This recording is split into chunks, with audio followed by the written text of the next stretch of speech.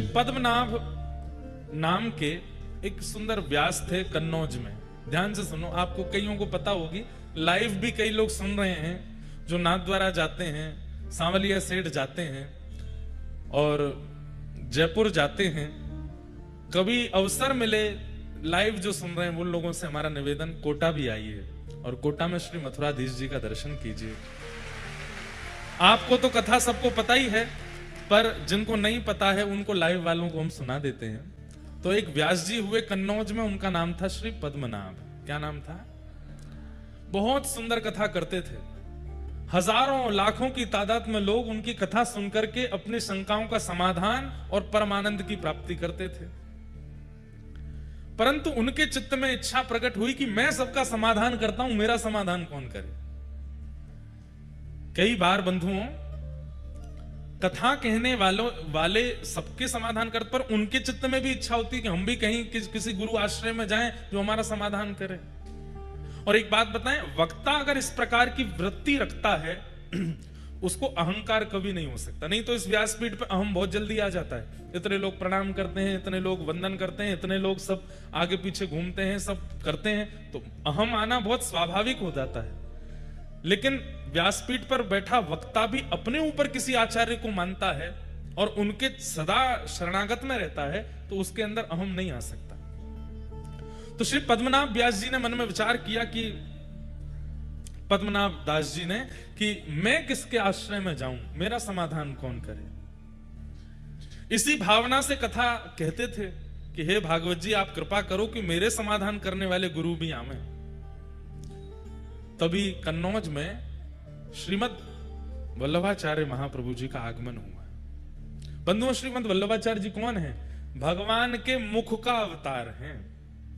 ठाकुर जी की प्रत्येक वस्तु अवतार धारण करती है। आप कहेंगे क्यों? उनको आवश्यकता क्या है? भगवान के कंगन भी अवतार लेते हैं, भगवान का मुकुट भी अवतार लेता है, ठाकुर जी की वंशी भी अवतार लेती है, ठाकुर जी की पीतांबरी भी अवतार लेती है। ये सब भी आचार्य रूप धारण करके आते हैं। कहां तक कहूं, ठाकुर जी के अश्रुबिंदु भी अवतार लेते हैं। क्यों? क्योंकि सब लोग इधर देखो, अति सामीप्य में वैल्यू नहीं होती। ठाकुर जी के जितने भी आयुध हैं, ठाकुर जी के जितने भी श्रृंगार हैं, स्वयं ठाकुर जी का मुखमंडल, हस्त कमल, चरण कमल, ये सब भी विचार करते हैं कि हम ठाकुर जी के इतने समीप रहते हैं कि ठाकुर जी को सामने से देखने का अनुभव हमको नहीं हो पाता। अब विचार कीजिए, भगवान के मुखमंडल को ही इच्छा हो रही है कि मैं भी ठाकुर जी के मुखमंडल को देखूं। कैसे देख सकते हैं? प्रतिबिंब में ही देख सकते हैं। तब भगवान के मुखमंडल ही श्रीमद महाप्रभु जी के रूप में प्रकट हुए। मतलब महाप्रभु वल्लभाचार्य जी का दर्शन जिन्होंने किया, उन्होंने साक्षात ठाकुर जी के मुख का दर्शन किया। तो महाप्रभु जी प्रकट हुए। यशोदा जी का अवतार भी माना जाता है, श्री यशोदा जी के भाव से। पर गोसाई जी में यशोदा जी के भाव ज्यादा अनुभव होते हैं। गोसाई श्री विठलनाथ जी महाप्रभु जी के पुत्र। तो महाप्रभु जी का कन्नौज आगमन हुआ। तब पद्मनाभ दास जी उनकी कथा सुनने के लिए गए। तब कथा में जैसे ही एक बात आप अनुभव करेंगे, कथा का एक स्वरूप होता है, जिज्ञासा लेकर के घर से चलिए कि मुझे इस बारे में जानना है। आप आश्चर्य करेंगे, हमें मत बताइएगा या किसी भी कथा में जाकर के व्यास जी को मत बताइएगा। आप जिज्ञासा लेकर के कथा में आइए, किसी ना किसी रूप में। ध्यान से सुनिएगा, आपकी जिज्ञासा का समाधान अपने आप व्यासपीठ दे देगी। ये कथा का एक चमत्कार समझ लीजिए। यहां जिज्ञासा लेके बैठे, पर हां, जिज्ञासा के रूप में ये नहीं होना चाहिए कि मेरा ब्याह कब होएगा, या मेरी पत्नी मोते लड़ना बंद कब करेगी, मेरे बच्चे मेरी बात कब मानेंगे। संसारी भावना नहीं, जिज्ञासा होनी चाहिए आत्म कल्याण की। आप आकर के बैठो, आपकी जिज्ञासा का समाधान कथा करेगी। तो पद्मनाभ दास जी के चित्त में क्या जिज्ञासा थी? मैं इतनी कथाएं करता हूं, इतने लोगों के समाधान करता हूं, पर मेरे चित्त को शांति क्यों नहीं मिलती? और आप इसी जिज्ञासा से आकर के जब कथा में बैठे, उसी समय महाप्रभु जी ने एक प्रसंग कहा। और प्रसंग में कहा कि भैया, ठाकुर जी की सेवा करने वाले, ठाकुर जी की कथा सुनाने वाले, ठाकुर जी के समीप रहकर के किसी भी प्रकार की सेवा का क्रम करने वाले को अपनी जीविका के लिए ठाकुर जी का प्रयोग नहीं करना चाहिए। समझ में आई बात? ठाकुर जी सजा धजा के बैठा दिए कि लोग बागा में चढ़ावा चढ़ावे, तो उस चढ़ावे से मेरे घर चले, कथा करें, उस पर चढ़ावा आवे, उससे हमारा घर परिवार चले। ठाकुर जी जीविका नहीं होने चाहिए। कर भी लो अगर जीविका के रूप में तो उसमें कोई दोष नहीं है। ठाकुर जी को तो प्रसन्नता ही होती है कि चलो भैया मोते तेरो घर चले तो चला ले, मोते अगर तेरो सब चले तो कर ले। लेकिन यदि किसी व्यक्ति को परम सुख की प्राप्ति करनी है तो ठाकुर जी का क्रम अपनी जीविका के लिए ना करे। ये बात महाप्रभु जी कथा में कह रहे थे और इसी बात को पद्मनाभ दास जी बैठ करके सुन रहे थे। पद्मनाभ दास जी बोले, मेरा तो पूरा घर कथा से ही चलता है, मेरा तो सब कुछ कथा से ही होता है। महाप्रभु जी इस बात को कह रहे हैं तो मैं इसको पालन करके देखूं। दिक्कतें तो बढ़ जाएंगी क्योंकि हमारा सर्वस्व कथा ही है, लेकिन आप इतने बड़े आचार्य चरण अगर इस बात को कह रहे हैं तो एक बार पालन करके देखें। और उन्होंने उसी दिन प्रण ले लिया कि आज के बाद घर चलाने के लिए सत्यनारायण की कथा कर लेंगे, घर चलाने के लिए महाभारत की कथा कर लेंगे, रामायण की कथा कर लेंगे, पर भागवत जी की कथा अयाचक वृत्ति से होगी। हमारे संगी साथियों को देना हो तो दीजिए, हमको कुछ नहीं चाहिए। ये प्रण श्री पद्मनाभ दास जी ने धारण कर लिया और ये भाव धारण करते ही आपने जैसे ही कथा कहना प्रारंभ किया, इतना परम शांति के अनुभव हुए, ऐसे ऐसे अनुभव ठाकुर जी के उनको होने लगे। समझ गए, बोले कि यही मेरे आचार्य हैं, जिनकी एक वाणी से मुझे परम समाधान मिला, यही मेरे गुरु हैं। गुरु कौन? गुरु वही जो हरि सो मिलावे, गुरु वही जो हरि की राह दिखावे, गुरु वही जो सब तज वृंदा विपिन बसावे, वो गुरु है। वो गुरु नहीं जिसके आश्रय में जाने से आप और संसार के हो गए, वो गुरु जिसके आश्रय में आने से, जिसकी वाणी सुनने से और संसार छूट गया, वो गुरु है। जिसकी वाणी, जिसकी उपस्थिति, जिसकी कथा ठाकुर जी के और समीप ले जावे, वो गुरु है। पद्मनाभ दास जी महाप्रभु जी के शरणागत हो गए और कहा कि प्रभु अब आप मुझे स्वीकार करो, मैं आपसे परम प्रसन्न हूं, आपने मेरे जीवन के समाधान कर दी, अब मैं परम आनंद में रहता हूं, भागवत जी बिल्कुल अयाचक वृत्ति से करता हूं और मुझे इतना सुख मिलता है। मेरे घर वालों को दिक्कत होती है, घर में धन नहीं जाता, थोड़े धन आदि की तंगी हो जाती है, लेकिन मुझे परम सुख मिलता है। और पद्मनाभ दास जी महाप्रभु जी के अनुयायी हो गए। महाप्रभु जी यदा कदा कहीं कहीं जाते तो पद्मनाभ दास जी को संग लेके जाते थे। गुरु भी कई बार शिष्य के शिष्यत्व को परखता है और परखना भी चाहिए। शिष्य धनवान है, शिष्य सर्वगुण संपन्न है और उस पर कृपा ज्यादा करे, ये गुरु का स्वभाव नहीं होना चाहिए। गुरु शिष्य के शिष्यत्व को देखे और महाप्रभु जी ने पद्मनाभ दास जी के शिष्यत्व को देखा। सब लोग इधर देखिए, कहां से पधारे आपके निधि, सुनिए उनके बारे में। और ऐसा कैसा जीवन एक साधक को रखना पड़ता है तब जाकर के ऐसे निधि मथुराधीश जैसे प्राप्त होते हैं, ये सुनिए। तो श्री पद्मनाभ दास जी महाप्रभु जी के साथ जाते थे। एक बार महाप्रभु जी कहीं प्रवास पर गए और आप प्रसाद करने के लिए बैठे थे, बाहर द्वार पर पद्मनाभ दास जी खड़े थे, तभी एक व्यक्ति दौड़ा दौड़ा आया और बोला महाप्रभु जी कहां है, मुझे उनसे मिलना है। तो पद्मनाभ दास जी बोले भैया अभी आचार्य चरण प्रसाद पा रहे हैं, हमें बता दो क्या बात है। क्रोध में था तो उसने बताया, महाप्रभु जी के पीछे पीछे चल रहा था मैं, ये जान करके कि ये आचार्य हैं, इनकी सन्निधि में रहने से मुझे आनंद की प्राप्ति होगी, पर मेरे साथ तो गलत हो गया। बोले क्यों? अब ये तो आगे से कहीं मुड़ गए, वहां पर डकैतों ने मुझे पकड़ लिया और मेरा सब धन हरण कर लिया, मेरे गले का सब आभूषण ले गए और मेरे साथ तो बड़ा बुरा हुआ। तो मैं जितना मेरा आभूषण चोरी हुआ, जितने धन चोरी हुआ, सब मांगने आया हूं क्योंकि इनके पीछे चल रहा था मैं। तो पद्मनाभ दास जी बाहर खड़े खड़े सोचे, ये बात महाप्रभु जी तक जाने लायक नहीं है। उन्होंने कहा कितना धन बनता है तुम्हारा? बोले इतना इतना धन बनता है। तो बोले चलो हम दिलाते हैं। और उनको किसी सेठ के पास गए, सेठ से कर्जा लेकर के उस व्यक्ति को धन दे दिया, महाप्रभु जी को नहीं बताया। अब वो सेठ जी बोले भैया इतना ब्याज बनेगा, कब लौटाओगे? बोले कि अब मैं करूंगा। तो खुद तो नियम धारण कर चुके थे कि बिना धन के कथा करनी है, और कोई कुछ आता नहीं था, धन कहां से आवे, वापस कैसे लौटा मैं? तब एक राजा आपके पास आया कि मुझे आपसे कथा सुननी है, आपके बारे में बहुत सुना है। तो बोले हम कथा तो करेंगे लेकिन दक्षिणा नहीं लेंगे। राजा तो कथा मांगने ही आया था, तो 4-5 बैलगाड़ी भर के सामग्री लेके आया था। बोले हम धन नहीं लेंगे। तो राजा बोला तो फिर ऐसे ही सुना दीजिए, हमको क्या, आप नहीं लेंगे तो हमें तो कथा सुननी है। लेकिन तभी उनको याद आया कि वो एक सेठ का हमको चुकाना है, पर कथा का पैसा भी नहीं लेना है, क्या करें? तो आपने राजा से कहा अगर हम भागवत ना सुना करके महाभारत सुना दें तो हम दक्षिणा ले लेंगे। राजा बोला हमको तो भागवत सुननी है। बोले कि सुनो देखो, हम तुमसे क्या छुपाएं, सीधी बात ऐसी है, हमने नियम लिया कि हम भागवत जी का दक्षिणा नहीं लेंगे, और हमको किसी का कर्जा चुकाना है तो हम महाभारत सुना देंगे ताकि तुम दक्षिणा दो तो हम उसका चुका दें। राजा इतना आनंदित हो गया, आप कितने सरल हैं, महाभारत ही सुनाओ। तब आपने महाभारत की कथा सुनाई, और महाभारत सुना करके जो दक्षिणा मिली ब्याज सहित उस सेठ को चुका दिया। अब ये खबर अभी तक महाप्रभु जी को नहीं है कि पीछे से ही शिष्य क्या कर रहे हैं। यही तो शिष्यत्व होता है।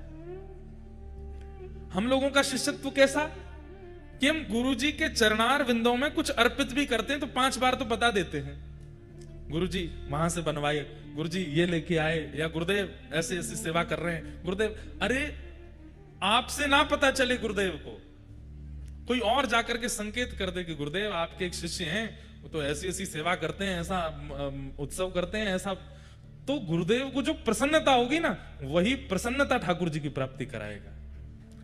प्रयास किया कीजिए कि आचार्य हमसे रीझ हैं, हम बतावें उससे नहीं, कोई और जाके संकेत कर दे। और उसमें भी ये भावना नहीं होनी चाहिए ये गुरु जी के बहुत पास रहता, इसके सामने करूंगा तो ये बता देगा, नहीं, आपके अंदर ये भावना ही नहीं आवे। महाप्रभु जी के पास जब ये बात गई, महाप्रभु जी ने पद्मनाभ दास जी को बुलाया, बोले सुनो, वो एक व्यक्ति उस दिन लड़ रहा था द्वार पर आकर के, तुमने हमसे क्यों नहीं मिलवाया? बोले कि आप उस समय प्रसाद पा रहे थे। क्या कह रहा था वो? बोले वो कह रहा था कि आपके पीछे पीछे वो चल रहा था, आप कहीं गली में मुड़ गए, वो भटक गया तो डाकुओं ने उसको लूट लिया, उसका जो धन बनता है वो मांगने आया था। हमने कहा आप देखते अच्छे नहीं लगते, तो हमने ऐसे ऐसे करके उसका धन कर दिया, और महाभारत की कथा करके दक्षिणा लेके ब्याज भी चुका दिया। महाप्रभु जी के नेत्र सजल हो गए, हृदय से लगा लिया, हम तुमसे बहुत प्रसन्न है, मांगो कुछ। तब आपके चित्त में इच्छा प्रकट हुई कि मुझे ठाकुर जी की सेवा मिले। आचार्य चरण, आप कृपा करके मुझे ठाकुर जी की निज सेवा प्रदान कर दीजिए। जैसे अन्य सेवक आपके अपने घर में नवनीत प्रियालाल जी की सेवा करते हैं, अन्य ठाकुरों की सेवा, चित्रपट की सेवा आदि आदि करते हैं, ऐसी मुझे भी आप एक सेवा प्रदान करें। पर मेरी एक इच्छा है, ध्यान से सुनिएगा, मेरी एक इच्छा है। बोले क्या? दृष्टता कर रहा हूं, क्षमा मांगते हुए प्रार्थना कर रहा हूं, मेरी इच्छा यह है कि मैं जिन ठाकुर की सेवा करूं वो स्वयं प्रकट हों, वो किसी मूर्तिकार के द्वारा बनाए गए या कहीं से पधराए गए ठाकुर जी नहीं, स्वयं प्रकट हो। जैसे वृंदावन में गोविंद देव जी प्रकट हुए, हमारे मदन मोहन जी प्रकट हुए, शालिग्राम जी से श्री राधारमन लाल जी प्रकट हुए, गिरिराज जी से श्रीनाथ जी प्रकट हुए, ऐसे ही नाथ स्वयंभू। अच्छा, स्वयंभू ठाकुर जी किन्हें माना जाता है? उनके लिए भी शास्त्रों में वर्णन है। पहला, पृथ्वी से प्रकट हों, दूसरा पहाड़ से प्रकट हों, पर्वत से प्रकट हों, तीसरा शुद्ध दैविक नदियों से प्रकट हों, और चौथा किसी वृक्ष की जड़ से प्रकट हों। ऐसे कुछ नियम है, उन्हीं को ही स्वयंभू ठाकुर जी माना। आजकल लोग बाग क्या करते हैं, पहले ही धर देते हैं नीचे जाके, वो हमारे घर से निकले, हमारे घर की खुदाई में निकल आए ठाकुर जी, हमारे वहां पर निकले, यो निकले। स्वयंभू ठाकुर जी का भी नियम बताया गया। या शालिग्राम से प्रकट हों, जैसे हमारे राधारमन लाल जी, उनको स्वयंभू ठाकुर जी माना जाता है। तो श्री पद्मनाभ दास जी ने इच्छा प्रकट की कि महाप्रभु जी, मैं सेवा करना चाहता हूं ठाकुर जी की, लेकिन ठाकुर जी स्वयंभू हों, स्वयं प्रकट हों। महाप्रभु जी प्रसन्न हो गए, बोले चिंता मत करो, प्रतीक्षा करो। अगर सेवा चाहते हो तो सेवा तो आज से पधरा दें, लेकिन तुम्हारी इच्छा स्वयंभू की है तो स्वयंभू के लिए चित्त में ठाकुर जी को विराजमान करो और बस प्रतीक्षा करो, कृपा होगी तो ठाकुर जी प्रकट होंगे। पद्मनाभ दास जी बोले ठाकुर जी की कृपा कब होगी पता नहीं, वो तो 1 जन्म 2 जन्म 10 जन्म लगा देते हैं, पर गुरु प्रसन्न हो जाएंगे तो अभी हो जाएगी। आप बस रीच करके कह दीजिए कि ठाकुर जी मिलेंगे। महाप्रभु जी बोले हम आशीष देते हैं कि ठाकुर जी मिलेंगे, बस प्रतीक्षा करो। अब प्रतीक्षा करो यह शब्द कहा तो इसके बाद शिष्य का यह मतलब नहीं होता कि रोज पूछे और कितनी प्रतीक्षा और कितने दिन, नहीं। प्रतीक्षा मतलब आप करते ही रहो, पूछो नहीं दोबारा। अनेक वर्षों तक प्रतीक्षा की। महाप्रभु जी के साथ जहां जहां प्रवास पर जाते थे, कभी कभी जाते थे, फिर बाद में महाप्रभु जी ने इनको सदा के लिए रख लिया। जहां भी जाते थे ये साथ ही जाते थे। प्रवास करते हुए एक दिन आप गोकुल पधारे, पद्मनाभ जी साथ में पधारे, और गोकुल में संध्या के समय पर महाप्रभु जी यमुना जी के तट पर बैठ करके संध्या कर रहे थे, और दूर बैठ करके श्री पद्मनाभ दास जी अपने गुरुदेव को बस देखते ही रहते थे, दर्शन ही करते रहते थे। दर्शन करते करते करते करते तभी यमुना जी की रेत अपने आप खिसकने लगी जमुना जी के भीतर। आप देख करके आश्चर्यचकित हो गए, और महाप्रभु जी की उस समय संध्या चल रही थी, संध्या का मध्यस्थ था। और तभी क्या देखते हैं कि ताल वृक्ष के समान, 7 ताल वृक्षों के समान विशाल स्वरूप ठाकुर जी का शंख चक्र गदा पद्म धारण करके प्रकट हो गए हैं। बोलो मथुराधीश की। इतने विशाल स्वरूप प्रकट हुए कि 7 ताल के वृक्ष के समान स्वरूप था ठाकुर जी का। आचार्य चरण ने देख करके तुरंत प्रणाम किया। पद्मनाभ दास जी तो देख करके हैरान रह गए, ये कितना विशाल विशिष्ट स्वरूप, अद्भुत स्वरूप के दर्शन करके आप आनंदित हो गए। तभी महाप्रभु जी ने आज्ञा की कि निवेदन कियो, जय जय इतने बड़े बनकर के आए हो, कैसे सेवा करेंगे? नसैनी लगानी पड़ेगी मोह तक पहुंचवे के काजे।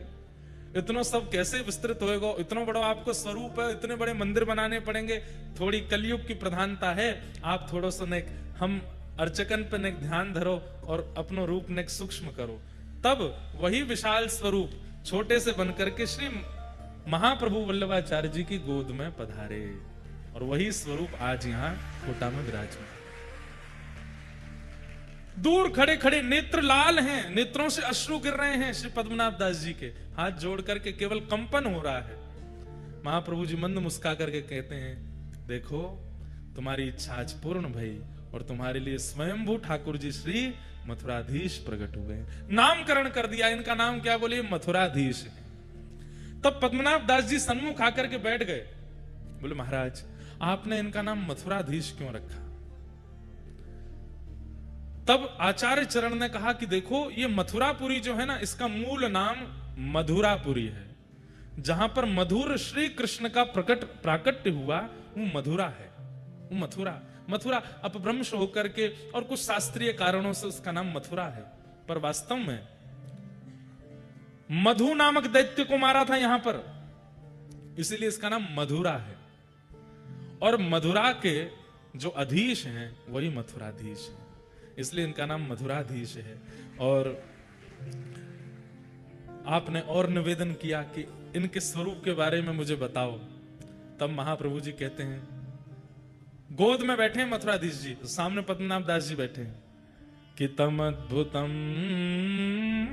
बालकम अम्बुजेक्षणम। ध्यान से सुनिएगा, ये मथुराधीश जी जो हैं ये विशाल विराट ठाकुर जी नहीं है। देवकी मैया के गर्भ से जब ठाकुर जी जन्मे, 1 दिना के लाला जब थे श्री कृष्ण कंस के कारागृह में, तब उनका जैसा स्वरूप था वही स्वरूप है श्री मथुराधीश जी का। ये छोटे लाला ही हैं, छोटे लाला 4 भुजा वाले हैं। तम अद्भुतम बालकम अम्बुजक्षणम।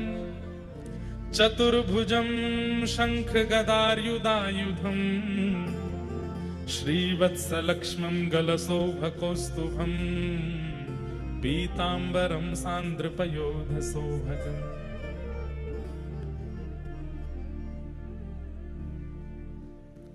महाप्रभु जी कहे, पद्मनाभ दास, एक बार कहीं कथा में तुमने ठाकुर जी का प्राकट्य सुना था, और ठाकुर जी के उस प्राकट्य को सुनकर के तुम इतने भावुक हो गए, इतने भावुक हो गए, उसी समय ठाकुर जी ने निश्चित कर लिया कि यही स्वरूप तुमको प्राप्त होगा, क्योंकि जिस स्वरूप को सुनकर के तुम इतने प्रेमवश हुए हो, वही स्वरूप तुम्हारे पास आएगा, और वही स्वरूप आज आया है। देवकी मैया के गर्भ से जन्म लेते ही ठाकुर जी का जो स्वरूप है, छोटे से लाला हैं, शंख चक्र गदा पद्म हाथ में धारण किए हैं, वही लाला तुम्हारे लिए आए। शंख चक्र गदा पद्म का अर्थ क्या है बंधुओं? पृथ्वी, अग्नि, जल, वायु और आकाश, ये पंच तत्व हैं। बहुत ध्यान से सुनिए सब लोग, इधर देखो, इधर देखो, सुनो। भगवान के चतुर्भुज रूप में जो शंख है, ये जल तत्व है। शंख का प्रादुर्भाव कहां से होता है? कहां से होता है? जल से होता है। तो जल तत्व के रूप में शंख विराजमान है। अग्नि तत्व के रूप में सुदर्शन चक्र विराजमान है, क्योंकि चक्र जब ठाकुर जी के हाथ से प्रकट होते हैं, उस समय अग्नि के समान तेज प्रकट हो जाता है।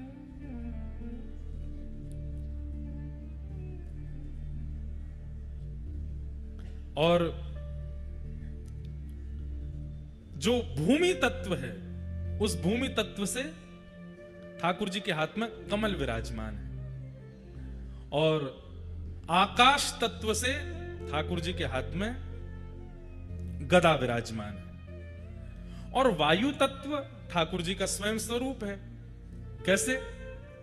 कोई भक्त पुकार ले तो बूंदी में प्रकट हो जाएंगे, कोई भक्त पुकार ले तो चित्तौड़गढ़ में प्रकट हो जाएंगे, कोई भक्त बुला ले तो गोवर्धन जी चले जाएंगे। वायु के समान जो यहां वहां यत्र तत्र भ्रमण करते रहे।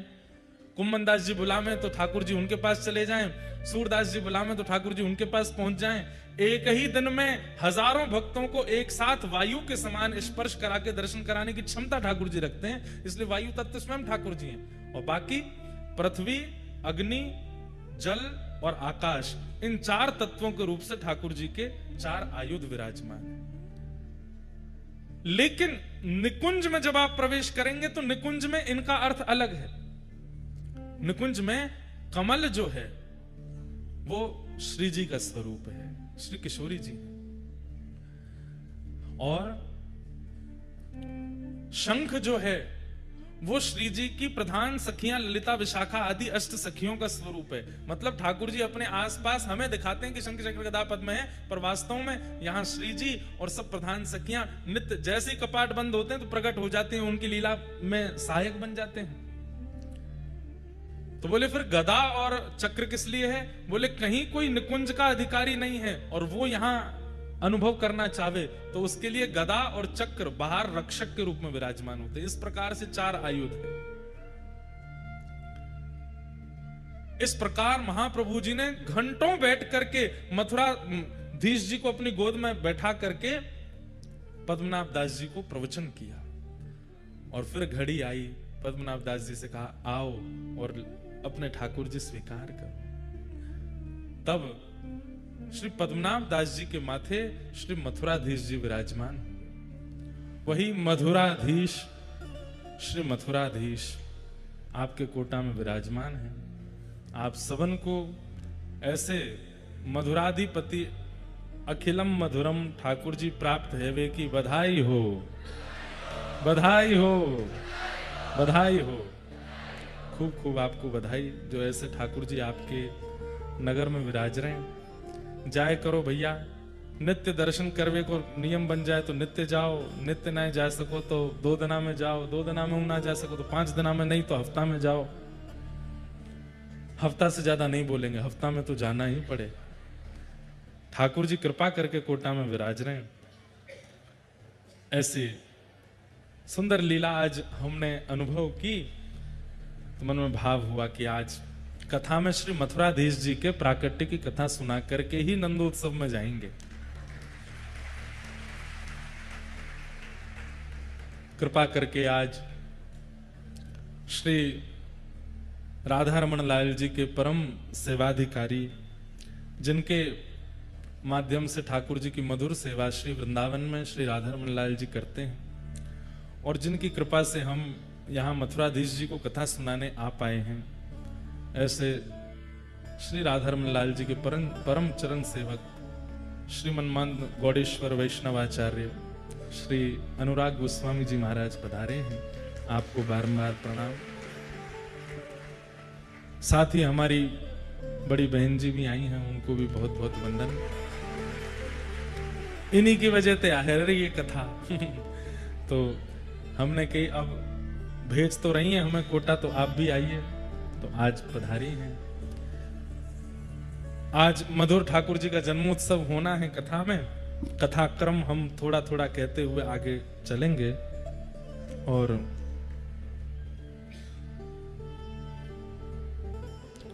कोई कह रहे हैं कि मीराबाई के स्वप्न में ठाकुर जी से शादी हुई थी, वो वाला पद सुना दीजिए। वो तो अब विरह का भाव है, कल या परसों में मीराबाई सा के खूब भाव सुनेंगे, क्योंकि बाईसा का भी स्थान पास में ही है, राजस्थान है। पर आज तो ठाकुर जी के जन्मोत्सव के लिए चलते हैं। देखो आ गए छतरी वाले, सब खड़े हैं यहाँ पे कथा सुनने, बेचारे छतरी में खड़े खड़े अब खड़े रही हो, नंदोत्सव भी छतरी के संग ही नाची हो। जल्दी आते तो बैठने को मिल जाता, अब लेट आए तो खड़े तो होना पड़ेगा। लेकिन बड़ी कृपा है ठाकुर जी की, और संभवतः 5-6 दिन की बारिश बता रहे हैं लोग बाग, तो ज्यादा जगह का अभाव पड़ेगा तो हमारा मंच खाली है, 2-4 लोगों को यहां बुला लेंगे। ज्यादा वर्षा रही तो यजमान परिवार, एलन परिवार को तो यहीं बैठा लेंगे ऊपर, आगे वाला जगह भी खाली हो जाएगी, तो 500-600 लोग यहां भी बैठ जाएंगे। यही व्यवस्था हम कर सकते हैं। लेकिन अब चलो कथा में प्रवेश करें। कल हम लोग भीष्म पितामह का सुंदर भाव सुन रहे थे। भीष्म पितामह ठाकुर जी से निवेदन करते हैं कि नाथ, बंधुओं देखो, एक बात हमें समझ में आई है आज तक कथा कहते हुए, केवल भक्ति करना, केवल नाम जपना, केवल व्रत अनुष्ठान करना मात्र से ठाकुर जी की प्राप्ति संभव नहीं है।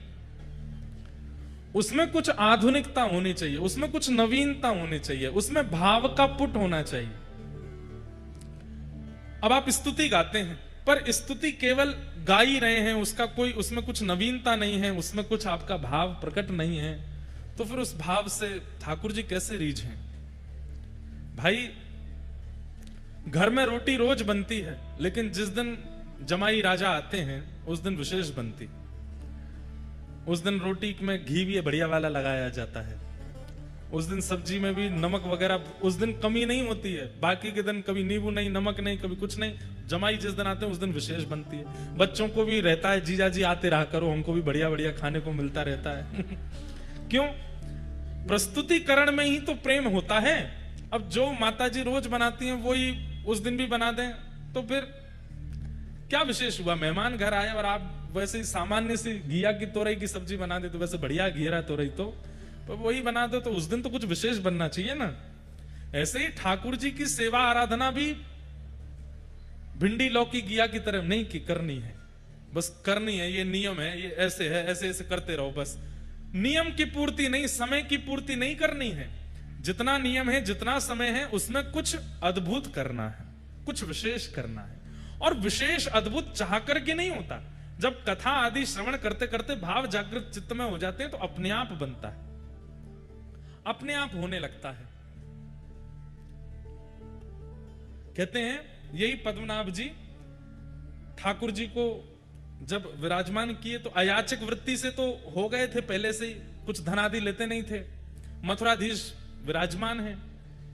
अब ठाकुर जी की सेवा में तो अष्टयाम सेवा होती है, खूब रज रज के प्रसादी बनती है, खूब बढ़िया बढ़िया सामग्री बनाई जाती है, खूब बढ़िया पोशाक बनती है, तो धन की जरूरत तो होती है।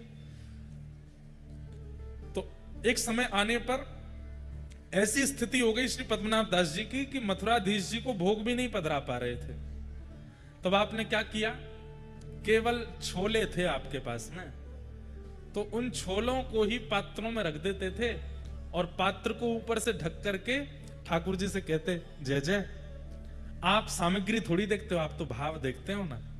अब सामग्री के लिए तो हम पर इतनी संपत्ति नहीं है, इतनी व्यवस्था नहीं है कि हम आपको विविध विविध सामग्री पवा सकें। अब ये छोले ही हैं, आप इनको स्वीकार करो। और आप छोले ढक करके और ऐसा भाव रखते, जय जय। है सारे पात्रों में छोले ही, लेकिन भावना क्या कर देते, देखो कैसी बढ़िया कड़ी बनी है, जय जय, भोग लगाइयो प्रेम से। या में खीर पधराई है, जय जय, ऊपर ते केसर डारी भई है, प्रेम से पइयो।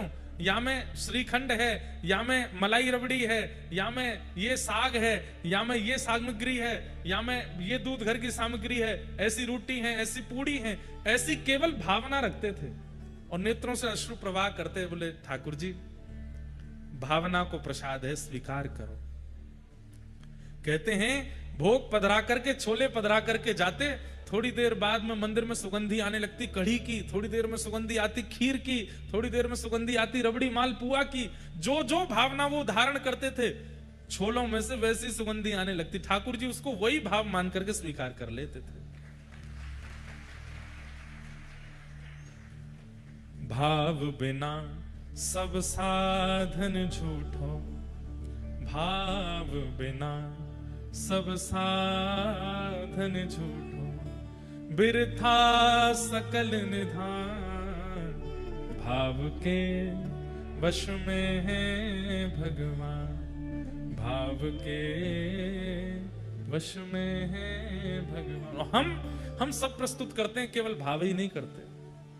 भाव की प्रस्तुति नहीं होती, बाकी सब प्रस्तुत होता है।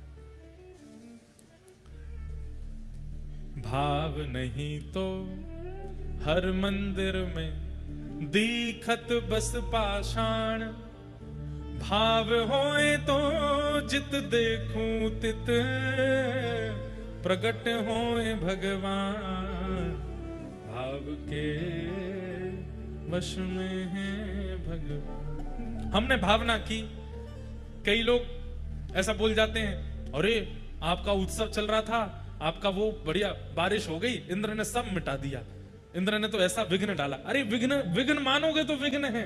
हमने क्या माना, ठाकुर जी आए हैं प्रकृति के रूप में, एक पूरा कथा पंडाल लेके बैठे हैं। भावना रखी, सबके मुख प्रसन्न हो गए, सब आनंदित हो गए और ठाकुर जी की भावना हो गई। भाव।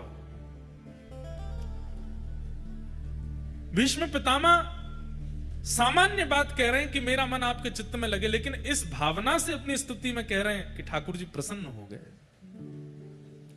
भीष्म पितामह की स्तुति सुनकर के ठाकुर जी अत्यंत प्रसन्न हुए, अत्यंत आनंदित हुए। और अंततो गत्वा भीष्म पितामह कहते हैं, बोले नाथ जीवन में मैंने आपसे कुछ नहीं मांगा, लेकिन आज कुछ मांगना चाहता हूं। ठाकुर जी बोले कहो। ललित गति विलास वल्गुहासन, प्रणय निरीक्षण कल्पितो रुमानः, कृतमनुकृतवत्य उन्मदान्धा, प्रकृति मगन किल यस्य गोपवध्वः। भीष्म पितामह क्या कह रहे हैं? बोले नाथ सुदर्शन चक्र के साथ आपका दर्शन किया है, विराट रूप में आपका दर्शन किया है, द्वारिकाधीश रूप में आपका दर्शन किया है, अर्जुन के सारथी के रूप में आपका दर्शन किया है, और बहुत सारे दर्शनों को यहां बताया। जब आप चाबुक चलाते थे तो घोड़ों के पैरों से उड़ने वाली धूल आपके पसीनों से आके चिपक जाती थी। उस समय आपके घुंघराले केश आपके मुखमंडल पर आते थे, और आप इतने व्यस्त होते समय अपने हाथों से जब अपना मुख पहुंचते थे, आपकी वो छटा, आपकी वो छवि, मैंने सब रूपों में आपका दर्शन किया। केवल एक रूप है जिसका मुझे अभी तक दर्शन नहीं हुआ है। मैं आपसे प्रार्थना करता हूं कि मुझे उस रूप का दर्शन अगले जन्म में हो, इस जन्म में नहीं। क्यों? दुर्बल हो गया मैं, मेरे रोम रोम में बाण लगे हैं, अब मैं उठ नहीं सकता, अब मैं कुछ कर नहीं सकता। इस जन्म में नहीं, अगले जन्म में। मतलब वैकुंठ नहीं मांगा, मुक्ति नहीं मांगी, एक जन्म और मांगा है। और कैसा दर्शन करना चाहता हूं? बोले ललित गति विलास वल्गुहासन।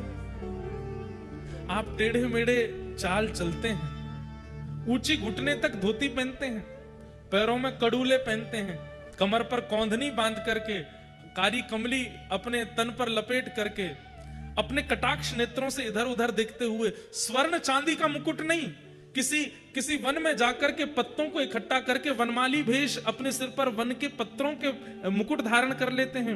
एक हाथ एक गैया के कंधे पर डाल करके दूसरे हाथ से वेणु रोक करते हुए वो वृंदावन के बाल कृष्ण, उनका मुझे दर्शन करना है, उस छवि का मुझे अनुभव करना है। और उस छवि का दर्शन करने के लिए हे नाथ, या तो मुझे व्रज की गोपी बना देना या व्रज की मुझे गैया बना देना। बंधुओं, इस कथा में गोपाष्टमी भी आएगी। कल है कि परसों है? परसों है या कल भी है शायद। गोपाष्टमी पर हम विशेष लीला सुनाएंगे गौचारण के, ठाकुर जी के। कितना प्रेम करते हैं ठाकुर जी गैयाओं से। आज भीष्म पितामह कह रहे हैं महाभारत का सबसे श्रेष्ठ योद्धा है भीष्म पितामह। इनको बाणों की सैया पर ही इसीलिए डाला गया कि एक अंग भी इनका अगर रह गया तो ये महाभारत युद्ध पांडवों को जीतने नहीं देंगे, इसलिए रोम रोम में बाण लगा है। भले ही कौरव पक्ष के हैं, लेकिन उनके चित्त की भक्ति, ऐसी भक्ति किसी में नहीं है पूरे महाभारत के पात्रों में जैसी भीष्म पितामह में। ठाकुर जी से कह रहे हैं नाथ, मुझे आपकी उस छवि का दर्शन करना है। कौन सी छवि? सूरदास जी कहते हैं शोभित कर नवनीत लिए। सुबह सुबह आज दर्शन किए जिस छवि के। बंधु, अब हमारे मूर्तिकार भाई बंधु ऐसे छवि बनाने लगे हैं ठाकुर जी की। वास्तव में वो छवि पता है कैसी है? मूल छवि ऐसे है, एक हाथ नीचे है, दो घुटने हैं और नवनीत बिल्कुल थोड़ी के नीचे ही है। ऐसे छवि है ठाकुर जी की। ये छवि है श्री नवनीत प्रियालाल जी की। अब लोग उनको लड्डू गोपाल कहते हैं। वो लड्डू नहीं है हाथ में, वो मक्खन है, वो नवनीत है। अरे लाला के दांत ना निकले हैं, घुटमुन चलने वाले बालक के दांत निकल आते हैं, वो लड्डू कैसे खाएगा? वो तो नवनीत ही खाते हैं, वो तो मक्खन ही खाते हैं। वो नवनीत प्रियालाल हैं, मक्खन गोपाल कह लो। लड्डू गोपाल तो चलो, अब उसको हम गलत नहीं कहेंगे कि वो गलत है। ऐसा मान लो कि जिनके लड्डू जैसे गाल हैं वो लड्डू गोपाल, लड्डू जैसे हाथ है, लड्डू जैसे पांव है, लड्डू जैसे है वो लड्डू गोपाल। लेकिन हाथ में लड्डू नहीं है, हाथ में तो मक्खन है। इस छवि का सबसे पहले वर्णन किसने किया? सूरदास जी ने। गाइए मेरे साथ। शोभित कर नवनीत लिए, शोभित कर नवनीत लिए, शोभित कर नवनीत लिए, शोभित कर नवनीत। कैसे हैं? घुटरुन चलत रेणु तन मंडित, घुटरुन चलत रेणु तन मंडित, घुटरुन चलत रेणु तन मंडित, घुटरुन चलत रेणु तन। और कैसे हैं? मुख दधि लेप किए, मुख दधि। बंधुओं, इस छवि का चिंतन करो। शोभित कर हाथ में नवनीत लिए, घुटरुन चलत। अब इसमें एक बात है, कभी एकांत में करके देखना। इधर देखो सब लोग, एक हाथ ऊपर उठा लेना, दोनों घुटने नीचे टेक करके, और एक अब चल के देखना, चल पाओगे आप? लेकिन ठाकुर जी चल रहे हैं, तो कैसे चल रहे हैं? 3 व्हीलर बन गए ठाकुर जी। अब भाई एक हाथ तो ऊपर है ना, तो ऐसे लुढ़क जाते हैं बीच बीच में, तो ये कोहनी नीचे टेकते हैं और फिर चलते हैं ऐसे कोहनी से। मक्खन नीचे नहीं आवे। कह रहे हैं सूरदास जी, बोले मुख पे मट्टी लग गई है, पूरे तन पे मट्टी लग गई है। क्या कह रहे हैं? घुटरुन चलत रेणु तन मंडित, पूरा तन रेणु में हो चुका है। लेकिन हाथ के मक्खन पर एक बिंदु आनी नीचे। कितना प्रेम करते ठाकुर जी मक्खन से। जे ना गंदो है जाए खाऊं गोया को। अच्छा खा क्यों नहीं रहे? कोई एक प्रिय स्थान है ठाकुर जी का, वहां जाके ही खाएंगे। सब जगह बैठ के नहीं खाऊंगा, एकांत में बैठ खाऊंगा, कहीं दाऊ दादा के छीन नहीं ले। शोभित करन नीत लिए, शोभित करन नीत, घुटरु न चलत रेणु तन मंडित, घुटरु न चलत रेणु तन, और मुख दधि लेप किए,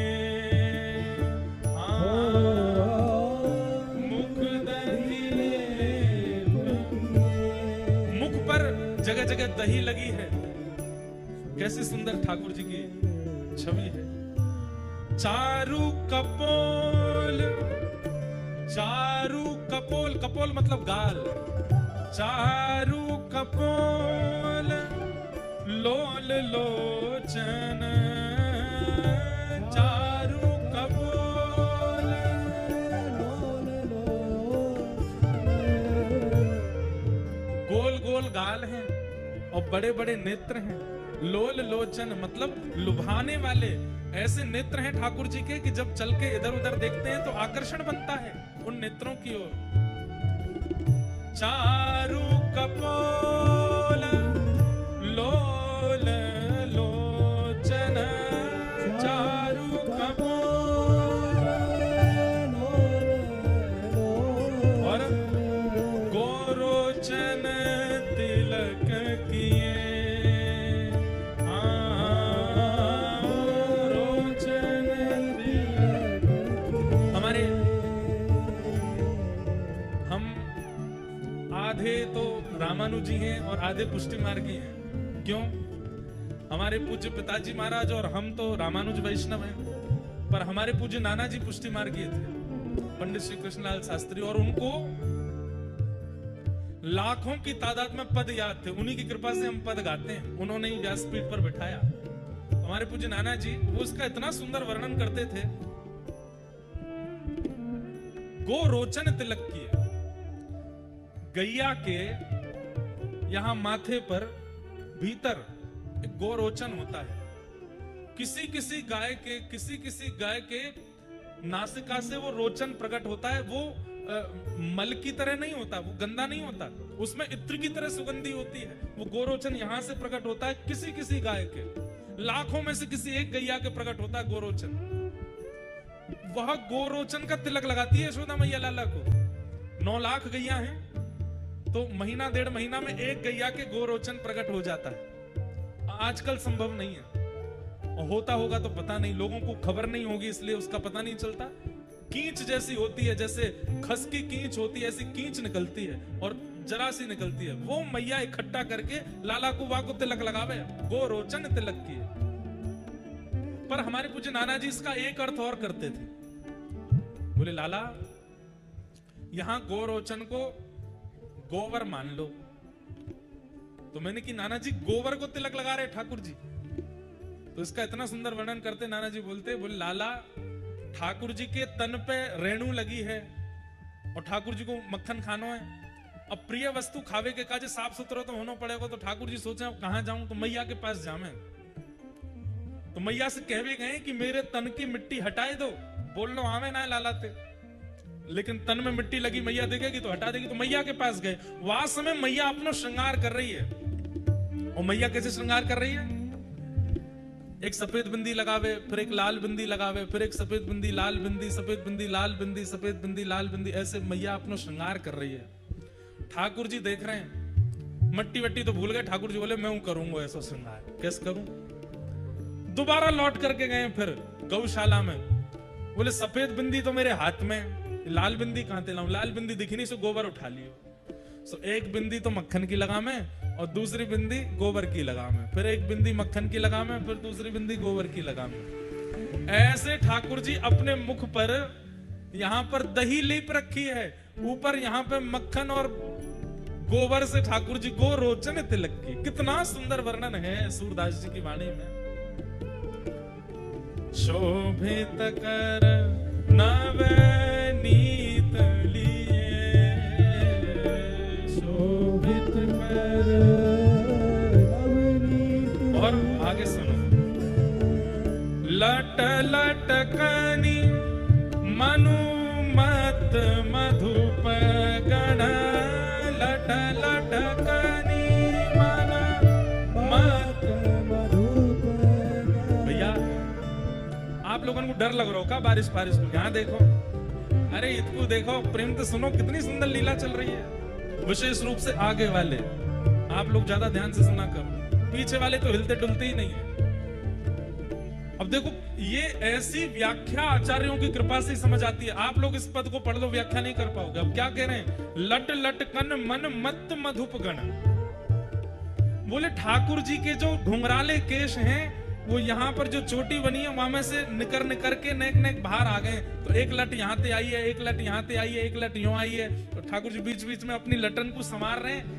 सूरदास जी कह रहे हैं कैसा लग रहा है? बोले ऐसा लग रहा है कि मानो जैसे किसी नील कमल के ऊपर बहुत सारे भौरे मंडरा रहे हो। लट लटकन मनुमत मधुप गण, लट लटकन मनुमत मधुप गण। माधक मधु ही पिए,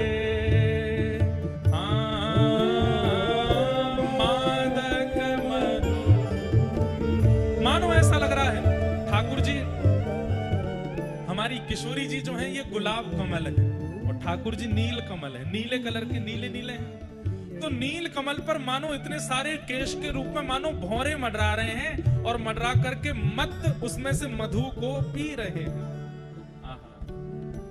और कठुला कंठ वज्र के हिरी नख, कठुला कंठ।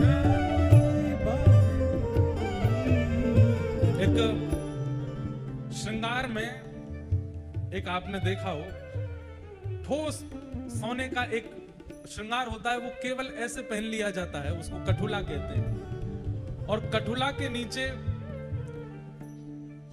ठाकुर जी कह रहे हैं मैं तो भीतर ही आऊंगा पंडाल में। ऐसा सुंदर वर्णन है रो तो मन तो करेगो। इस समय देखो, आप इधर की तरफ देखो, जो प्रकाश है यही श्री ठाकुर जी को वर्ण है। ऐसे ही है श्याम सुंदर, ऐसा ही वर्ण है बिल्कुल। नील सरोरु, ना तो नीले हैं ना काले हैं, ऐसे हैं। उनका वर्णन ऐसा ही।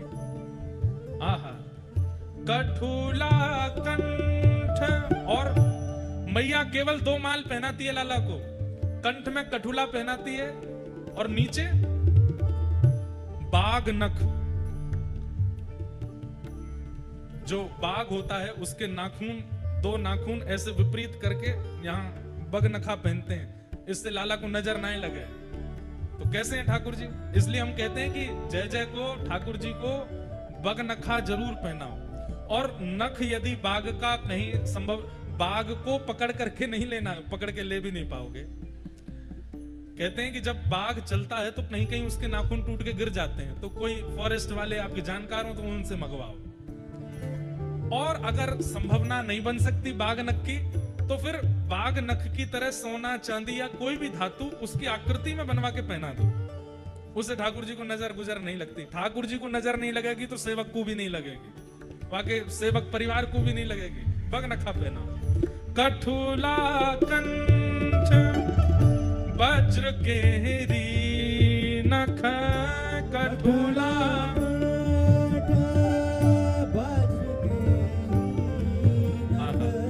राजत रुचि रहिए, राजत रुचि रहिए।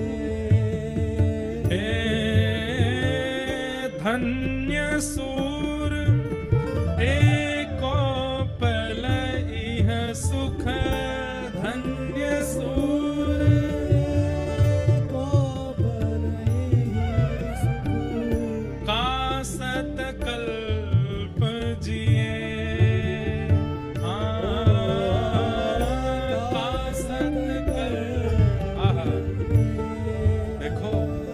कह रहे हैं सूरदास जी? धन्य सूर एहो पल एहि सुख का। बोले एक क्षण के लिए जो ये ठाकुर जी मुझे दिख रहे हैं, हाथ में नवनीत है, मुखमंडल पर सुंदर गोरोचन का तिलक है, गालों पर दही लगा रखी है, केश आकर के इनके मुखमंडल को घेर रहे हैं, कंठ में कठुला और बगनखा पहना हुआ है, घुटमुन चल रहे हैं, नीचे कुछ पहना नहीं है। आज हरि देखे नंगम नंगा डोल रहे हैं, बस वस्त्र के रूप में रज ही लगी भई है तन पे। सूरदास जी कह रहे हैं ये एक पल के लिए दिखने वाले ठाकुर जी के स्वरूप के बाद 100 साल जीने का किसका मन करेगा? हमारे प्राण तो अब ही चले जाएं।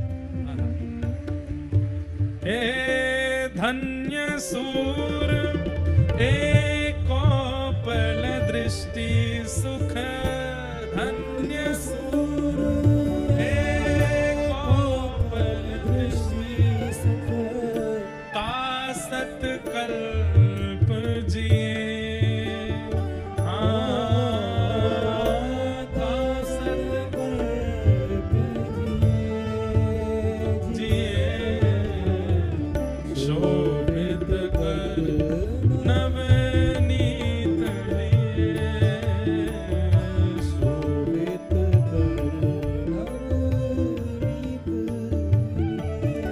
लिए, शोभित कर नवनीत लिए, शोभित कर नवनीत लिए। बोलो बाल गोपाल लाल की।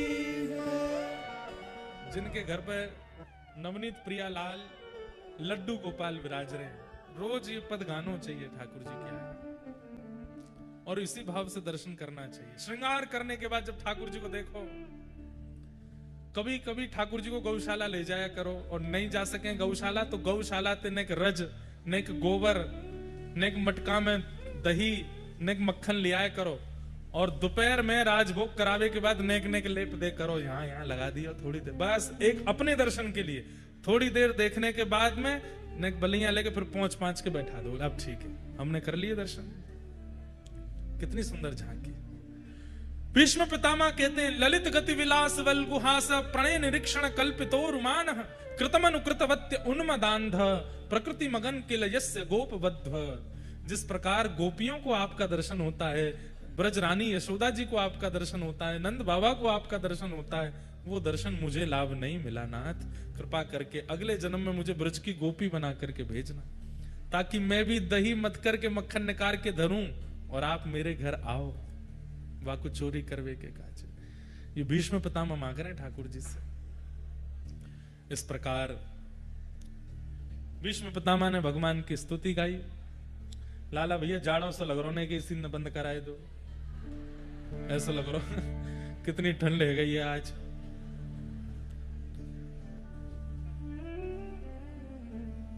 लग तो बहुत देर से रही थी, पर लीला ऐसी बढ़िया चल रही थी कि उसमें पता नहीं चला। जब लीला विश्राम भाई तो पता चली, कांप सो गए पीछे थे।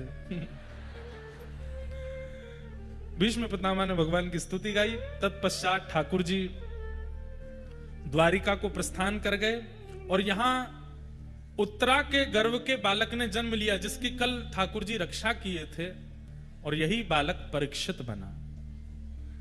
परीक्षित के जन्म लेते ही सब ब्राह्मण आए, ब्राह्मणों ने आकर के नामकरण किया, कुंडली बनाई, सुंदर उसमें परीक्षित के गुण बताए।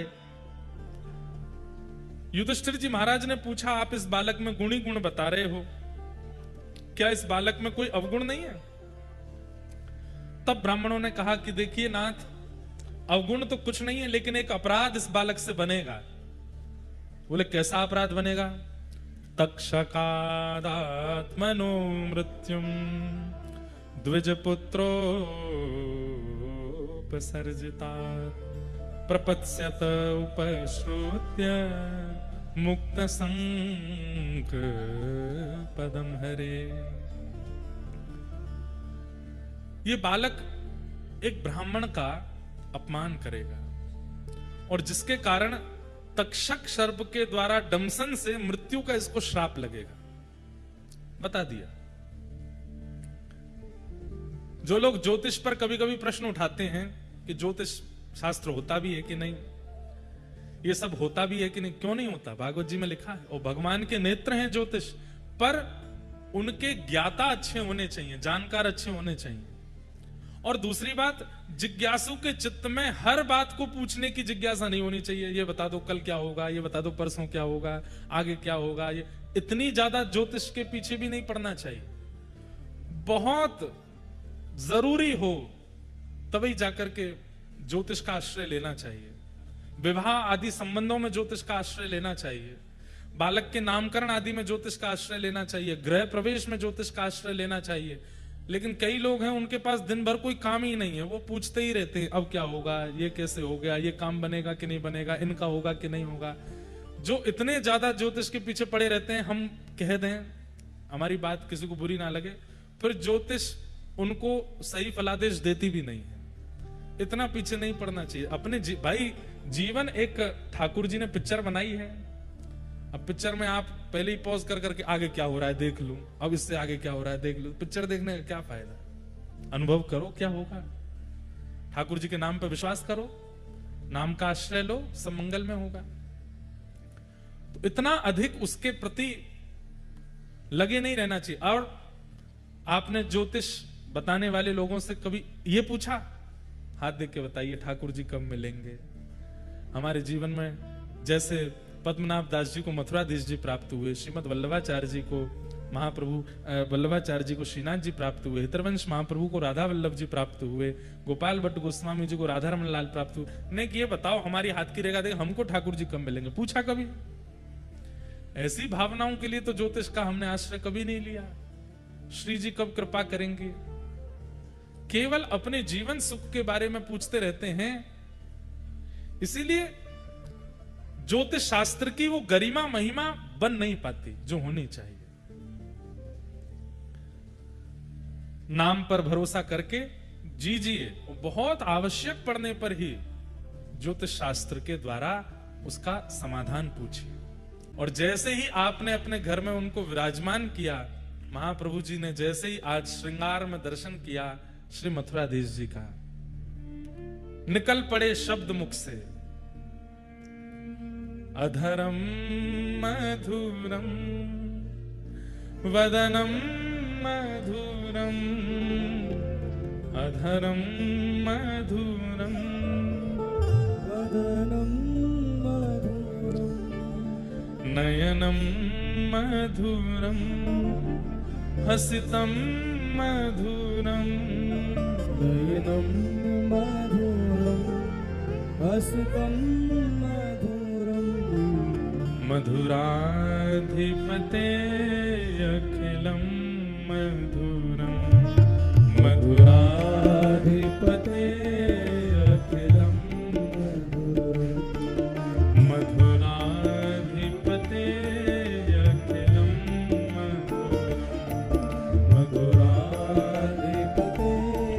अखिलम हृदयम मधुरम गमनम मधुरम, हृदयम मधुरम गमनम मधुरम, मधुराधिपते अखिलम मधुरम, मधुराधिपते अखिलम, वचनम मधुरम चरितम मधुरम, वसनम मधुरम वलितम मधुरम, वचनम मधुरम चरितम मधुरम, वसनम मधुरम वलितम मधुरम, वसनम मधुरम वलितम मधुरम, वसनम मधुरम वलितम मधुरम, आंचलिकम मधुरम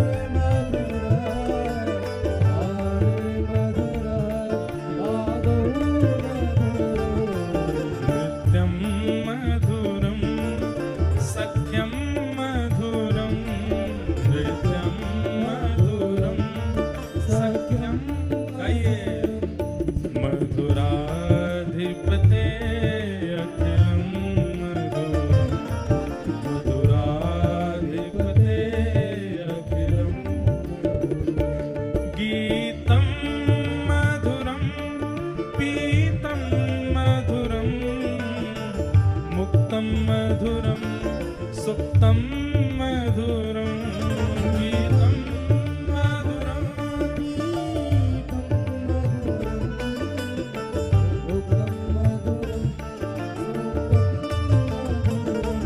रूपं मधुरं तिलकं मधुरं रूपं मधुरं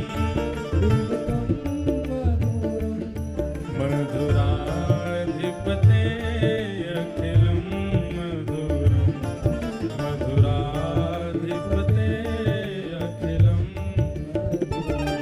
अधरं मधुरं वदनं मधुरं अधरं मधुरं हे मधुराधिपते अखिलं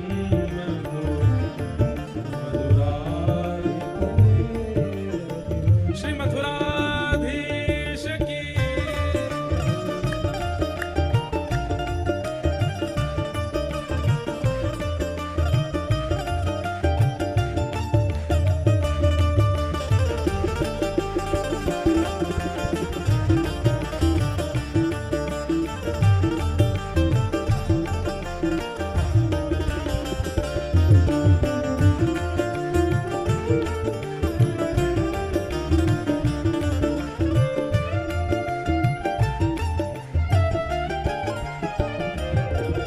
करणं मधुरं तरणं मधुरं हरणं मधुरं स्मरणं मधुरं करणं मधुरं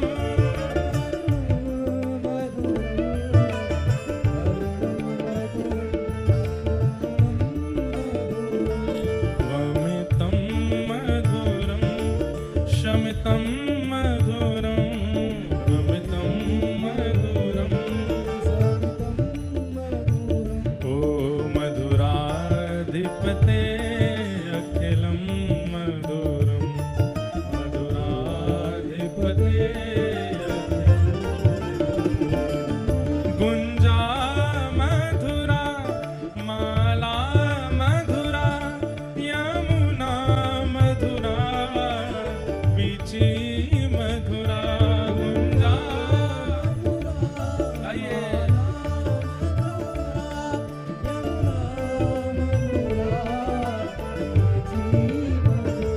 सलिलं मधुरं कमलं मधुरं सलिलं मधुरं मधुराधिपते अखिलं मधुरं मधुराधिपते गोपी मधुरा लीला मधुरा युक्तं मधुरं मुक्तं मधुरं गोपी मधुरा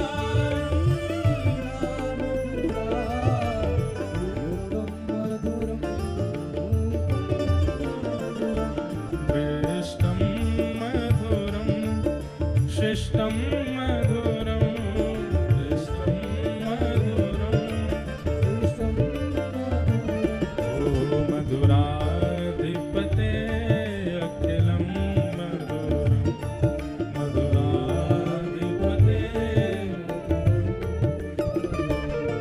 गोपा मधुरा गावो मधुरा यष्टि मधुरा सृष्टि मधुरा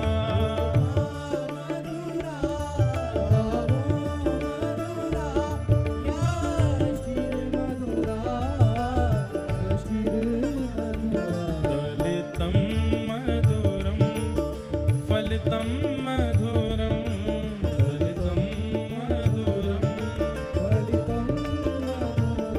ओ मधुराधिपते अखिलं मधुरं मधुराधिपते अखिलं अधरं मधुरं वदनं मधुरं अधरं मधुरं